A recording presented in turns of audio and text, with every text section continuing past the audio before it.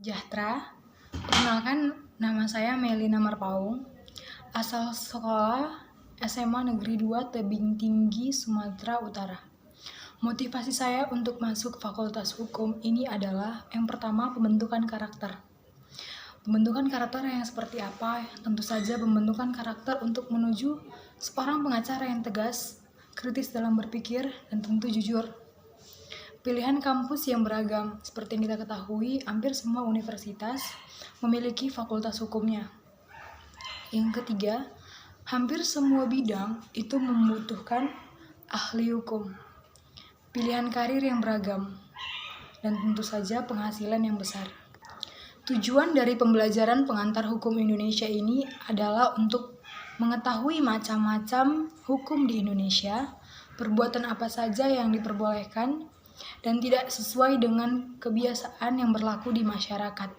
Kedudukan yang sama serta hak dan kewajiban bagi setiap orang menurut hukum di Indonesia. Mengetahui macam-macam lembaga penyelenggara negara Indonesia serta prosedur dalam pelaksanaan hukum di Indonesia. Perbedaan antara pengantar hukum Indonesia dengan pengantar ilmu hukum adalah keduanya memiliki objek kajian yang berbeda. Objek kajian pada ilmu hukum adalah pengertian-pengertian dasar dan teori-teori ilmu hukum, serta membahas hukum pada umumnya dan tidak terbatas pada hukum yang berlaku di tempat atau di negara tertentu saja, tetapi juga hukum yang berlaku di tempat atau di negara kapan saja. Sedangkan objek kajian pengantar hukum Indonesia adalah mempelajari atau menyelidiki hukum yang sekarang sedang berlaku atau hukum positif Indonesia. Ilmu hukum berfungsi sebagai dasar bagi setiap orang yang akan mempelajari hukum secara luas. Sedangkan pengantar hukum Indonesia berfungsi untuk mengantarkan setiap orang untuk mempelajari hukum yang sedang berlaku atau hukum positif Indonesia. Persamaan pengantar hukum Indonesia dengan pengantar ilmu hukum adalah yang pertama, sama-sama merupakan mata kuliah prasyarat dan pengantar atau sebagai dasar kuliah dasar bagi mata kuliah atau studi lanjut tentang hukum atau cabang-cabang hukum positif. Oleh karena itu, PHI dan PI bukan mata kuliah, jurusan, atau pilihan. Yang kedua, mereka merupakan ilmu dasar bagi siapa saja yang ingin mempelajari hukum secara luas. Objek studi pengantar ilmu hukum dan objek studi pengantar hukum Indonesia adalah hukum.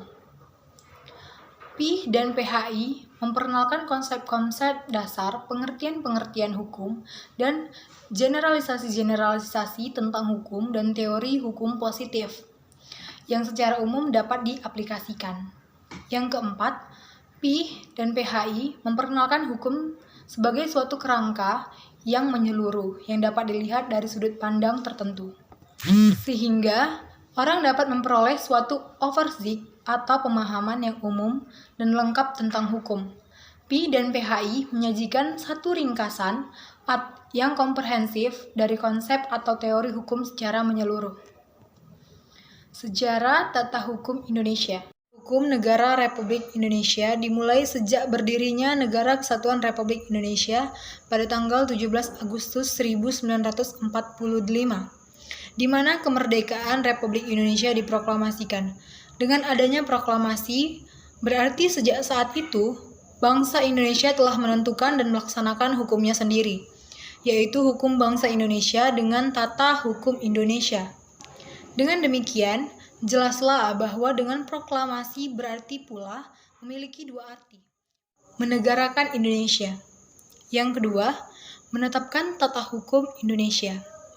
Kesempurnaan negara dan tata hukum itu lebih lengkap dengan diundangkannya Undang-Undang Dasar 1945 pada tanggal 18 Agustus 1945 yang di dalamnya secara garis besar tertulis tentang tata hukum Indonesia.